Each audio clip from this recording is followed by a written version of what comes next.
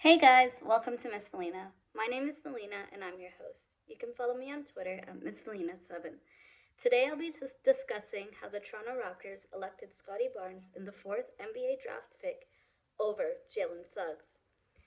In this video, I'll be breaking down why Masai made the choice to pick Scottie Barnes over Jalen Suggs. To be honest, Raptors fans like myself were left extremely confused and disappointed over what happened, as we were confident that we would get Jalen Suggs instead. I was left shocked about this pick because you know what? I actually tweeted about it the morning of the draft and I said, Jalen Suggs, welcome to Toronto. But in reality, my fully sold vision of Jalen Suggs coming to the Raptors came crashing down the minute we took the fourth pick, and Masai chose Scottie Barnes over Jalen Suggs. But you know what? With that being said, Scottie Barnes is still a great player, and I can understand why Masai Ujiri and Bobby Webster drafted him instead.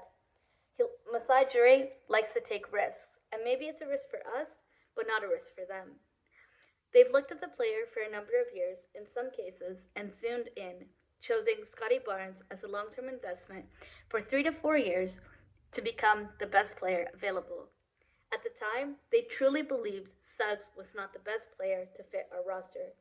They were sold on taking Scottie Barnes, and they decided not to fit the norm and wanted to take the guy that they believed in, the guy that they can improve, although his three-point shooting percentage was very low in college basketball. They identified there was a spark in him, there was motivation in him. He's very athletic. The size in him is something that could fit our roster. He's 6'8", 7'3" wingspan, and a 9-foot standing reach. They thought that this profile already made him a good player. Now, if you add the shooting three-point game, it's just going to take him to a completely different level. Scottie Barnes. Let's break him down and try to make sense of why the Raptors picked him. His college stats are 10.3 points, 4 to 1 assist, 4 rebounds. But this doesn't really show a lot about Scottie Barnes as a player because he's a lot more than just what stats show. He's such a great defender, and his size is something that is significant. He also finished the season very well because he ended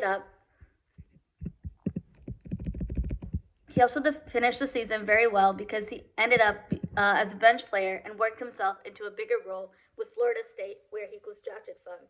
He ended up being 6th man of the year in his conference. His shooting percentage as well is 50% from the field, which is quite nice. He actually shot 62% from the rim, which is incredible for a player like himself. The three-point percentage and the free throw percentage is what's going to scare some of us Raptors fans. But you know what? Looking at the strengths of the game, this guy has some outstanding natural talent because he's very athletic, but also has some amazing size in him. He's 6'8", with a 7'3" wingspan, which is a few inches bigger than Pascal Siakam and OG Anunoby, one of our own.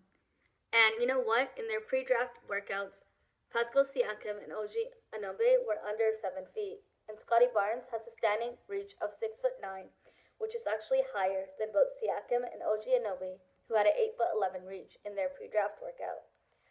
To me, the Raptors looked at the player and looked at the fact that he's a very good ball handler, a very good passer, and a very good playmaker, who reads the game very well, and he's an exceptional defender, who, according to himself, he can guard the 1 through the 5. But I'd have to be a bit more convinced about that. But to me, I think he can guard really well, and that he'll be the guard through the forward. In the interview after the press conference, Bobby Webster did mention the fact that the Raptors liked players like OG Anunoby and Pascal Siakam. Siakam had turned into an all-star NBA player, and hopefully he can maintain that into the season upcoming. OG Anunoby was not really a good defensive player at first, but you know what? Maybe he could be a future DPOI. And, the switchability with the Lynx, working with what they have is because what the Raptors are used to, building players and working on their weaknesses. So although Scottie Barnes' three-point shooting is not so great, 2 years ago, Siakam only shot 36%. And look at him now. He's an all-star NBA player. OG Anunoby is also a great three-point shooter, and Siakam itself now is a moderate three-point shooter. So Masai and Bobby Webster have clearly identified that they can work with Scottie Barnes, and they can work with his three-point percentage. It's not just the face value of a player when you draft someone. It's what the player currently offers, what you can work with, And the Raptors, again, are looking into 3-4 years down the road into the future. It's not just about the upside of the team and the talent in the player, but it's also about the upside that your development into a roster can bring. And you know what? Taking a chance like that into the lottery of a draft is something that we need to work with. But we need to give them time. We can't just write off Scottie Barnes off the bat. To me, the biggest question is, where does he fit into our team? To me, to get the most out of Barnes like he did play as a point guard for Florida State. But I think his NBA future is more in the small forward or power forward position. But before he can get there, I think he'll be a bench player. And I think what's great for Barnes is that he was the sixth man of the year in his conference in Florida. And I think he'll be crucial to come off the bench for the Raptors and work with that development and the style of play that we have in order to enhance the performance on the court, in order to make the change in the gameplay. And the fact that he's so versatile, coming in anywhere on the offense, anywhere on the defense, makes him very good versatility. And coming off your bench is what I think initially he's going to make the most impact from. To me, I'm pretty confident where the Raptors are heading, and I'm excited to see players like Gary Trent Jr. play again. Gary Trent Jr. to me has proven himself at the Toronto Raptors, and I'm so glad to see him playing for us in the upcoming season. But more importantly, I want to see us fans back at home in the Scotiabank Arena. I want to see us fans give the same energy that we gave to players like DeRozan, players like Kyle Lowry, who, to me, Kyle Lowry, although he was drafted off, to me, I feel Kyle Lowry right now was the greatest Raptor of all time. Spent 9 seasons with us, and to me, I hold him close to my heart as a Toronto Raptors fan myself. So, Kyle Lowry, I wish you all the best in your future endeavors, and good luck with your new team. Once a Raptor, always a Raptor. Although I was upset that we didn't get Jalen Suggs, I think Scottie Barnes is an ideal player for Nick Nurse's defensive system, and I think over time, he will come out to be the best player. Although in the first year, as a rookie year, Jalen Suggs will outperform Scottie Barnes, but you know what? Even the Phoenix Suns went for a player like DeAndre Ayton when they could have got players like Trae Young. And you know what? The Phoenix Suns just this season were so close to winning the championship, but my guy Giannis took the ring and proved all his doubters wrong. And the fact that Giannis got the ring before James Harden speaks for itself.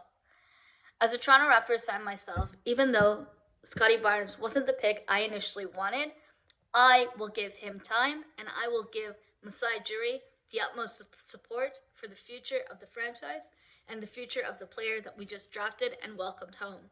To me, we the North is something that we represent, and we got to show our support to the players that we bring on. I just want to know what you guys think about this pick. Are you guys still upset about this pick? Are you happy about this pick? Are you looking forward to the upcoming season? And what are your thoughts on Gary Trent Jr.? Are you guys confident in what he'll bring to the table again? What he'll do on the court? Will he enhance his performance on the court? Let me know your thoughts in the comment section below. And what are you waiting for?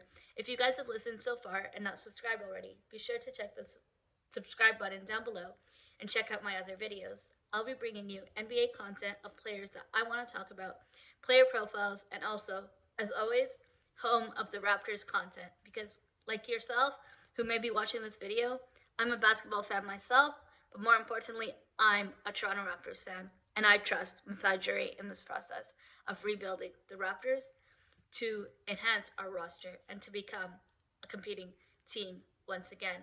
And I will trust in the future plan of this franchise.